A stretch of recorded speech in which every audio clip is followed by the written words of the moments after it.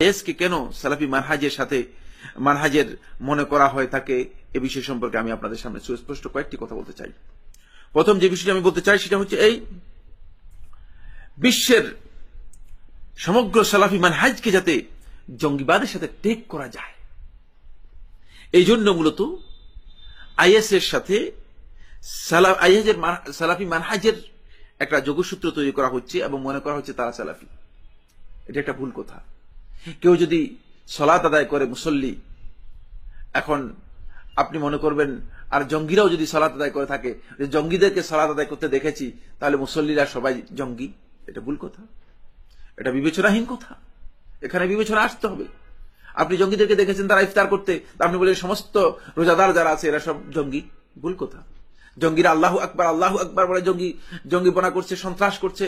এখন কি আল্লাহু আকবার যারা বলে তারা জঙ্গি? এই চিন্তা করার সুযোগ নেই।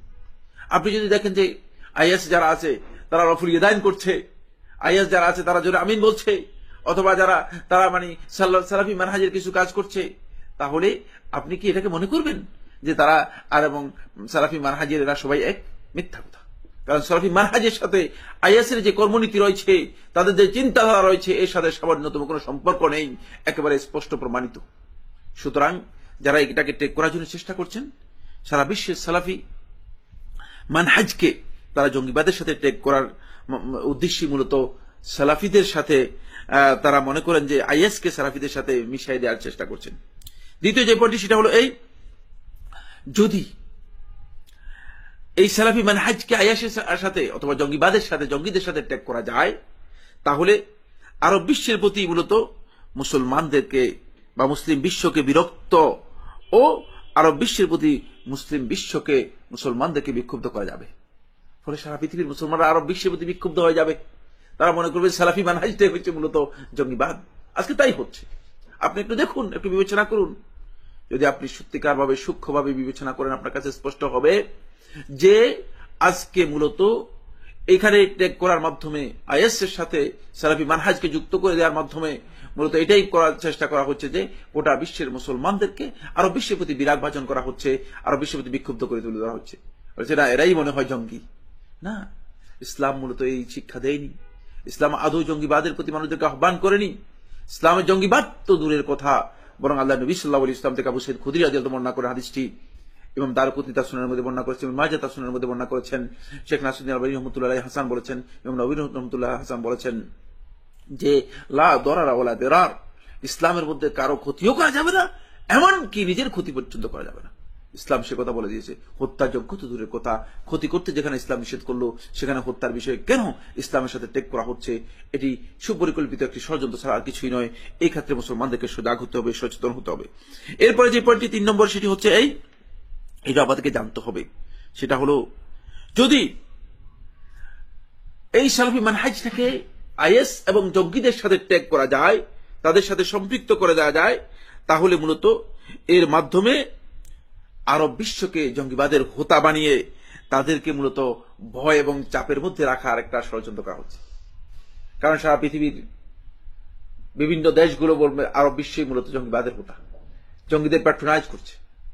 আরবের নিরীহ মুসলমানরা, সৌদি আরবের মুসলমানরা যখন মুসলমানদের কান্না শুনে, যখন ফিলিস্তিনে মুসলমানদের কান্না শুনে, যখন বার্মার মুসলমানদের আত্মনাদ তাদের কাছে পৌঁছে, যখন বাংলাদেশে যখন বিভিন্ন ধরনের সিডর হয়, সুনামি হয়, যখন মানুষগুলো আত্মমানবতার চিৎকার যখন শুনে, তখন তারা বিভিন্নভাবে সাহায্য করার জন্য চেষ্টা করে। ওই সাহায্য করার চেষ্টাটাকে জঙ্গিবাদের সাথে ট্যাগ করে দেওয়া হচ্ছে। যেহেতু সালাফি মানহাজ, এজন্য সেটাকে আইএস এর সাথে জঙ্গিবাদের সাথে ট্যাগ করে দেওয়ার চেষ্টা করা হচ্ছে, যাতে করে আরব বিশ্বের মুসলমানদেরকে এই জঙ্গিবাদের হোতা হিসেবে প্রমাণ করে তাদেরকে আতঙ্কের মধ্যে রাখা যায়, ভয়ের মধ্যে রাখা যায়। এই আতঙ্ক এবং ভয়ের মধ্যে রাখলে যে কাজটি হবে সেটি হচ্ছে এই যে তারা আর নিরীহ মুসলমানদেরকে, নিগৃহীত মুসলমানদেরকে, নিপীড়িত মুসলমানদেরকে সাহায্য করবে না। পরে মুসলমানরা তাদের আত্মচিৎকার দিতে দিতে পৃথিবীর বিভিন্ন ভূখণ্ডে তাদের জীবন যাবে।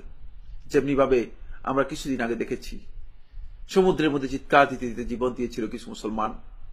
কেউ তো আগে আসেনি, কেউ তো তাদের আত্মনাদ শুনেনি।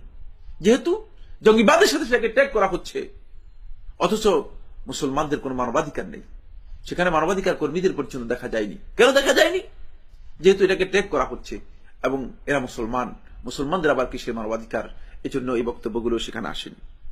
এরপরে যে পয়েন্টটি সেটি হল ইসলামের সহিদারার সালাফি মানহাজের যারা আছে, মানহাজ থেকে মানুষদেরকে বিভ্রান্ত পথভ্রষ্ট করা যাবে যদি এই সালাফি মানহাজটাকে কোনোভাবে আইএস এর সাথে ট্যাগ করে দেওয়া যায়, কোনোভাবে যদি এটাকে জঙ্গিবাদের সাথে ট্যাগ করে দেওয়া যায়। ইসলামের যে সহি দ্বারা রয়েছে, এই সহি দ্বারা, এই সহি মানহাজ, যে সালাফি মানহাজ রয়েছে, এই চিন্তাধারা থেকে মূলত মুসলমানদেরকে, মুসলিম উম্মাকে, সাধারণ মানুষদেরকে বিভ্রান্ত করা যাবে, পথভ্রষ্ট করা যাবে। তাই আজকে মূলত আইএসকে সালাফি মানহাজের মনে করা হচ্ছে এবং সালাফি মানহাজের সাথে তাদেরকে ট্যাগ করে দেওয়ার জন্য চেষ্টা করা হচ্ছে। বন্ধুগণ, আমরা অনেক ষড়যন্ত্রের শিকার। আমাদের বুঝ বিবেচনাকে আরো শানিত করতে হবে, আমাদেরকে আরো এই বিষয়গুলো সম্পর্কে সতর্কতা অবলম্বন করতে হবে। এবং আমি সবাইকে অনুরোধ করব, ইসলাম জঙ্গিবাদ এবং সন্ত্রাসকে সম্পূর্ণরূপে প্রত্যাখ্যান করে, এবং এই প্রত্যাখ্যান মূলত সালাফি মানহাজের মধ্যে, সালাফি দৃষ্টিভঙ্গির মধ্যে সবচেয়ে বেশি। ফলে সালাফি দৃষ্টিভঙ্গির উপর বিভিন্নভাবে অত্যাচার এসেছে, জুলুম এসেছে, কিন্তু তারা এই ধরনের সামান্যতম কোনো কাজে কোথাও লিপ্ত হয়নি।